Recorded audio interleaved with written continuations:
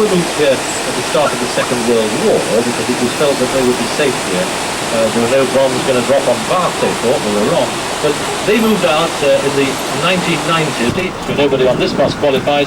And two, you've got to be earning a lot of money because they are quite expensive to live there. But what a fantastic, right at the top, unusual architecture.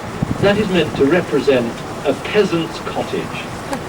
In the middle, well, it's meant to represent a villa where the middle classes would live. And right at the end, well, that's meant to represent a castle where the rich would live. And he put those up there to say, everybody, this wonderful photographic opportunity. What's so special about the bridge? Well, I'll tell you. There are only 2 bridges like this in the world. The other one is the Ponte Vecchio in Florence. It's a 3-story bridge, which is unusual in itself, but it's also originally designed and built to have shops on both sides. So when you're actually crossing the bridge, you can't tell you're on a bridge at all. And right at the left-hand side, well, the guy has a wonderful sense of humour. There's a cafe there, the original of the Roman and medieval city.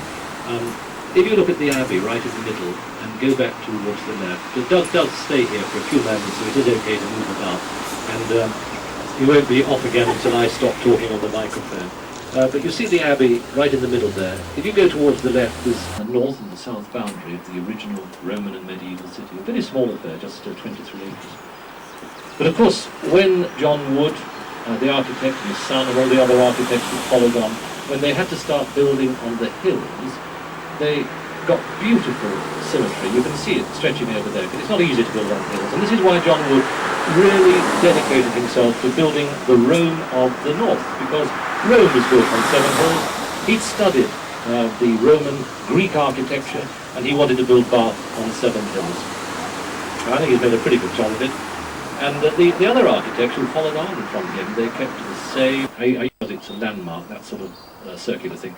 Beyond there, that is the Mendip Hills, and that is where the Romans had their lead mines, and they were so much ahead of themselves in terms of building skills.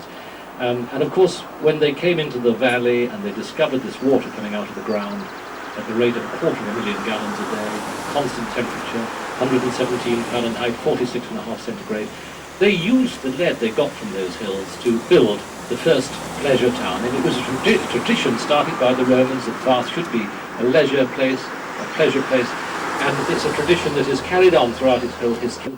I'll be going off mic, but when I come back on it again, we'll be in a part of the city where, well, I guess it was a good idea at the time. They were going to build a fantastic bit late. We'll see a few examples of what went wrong, what happened. But it's still...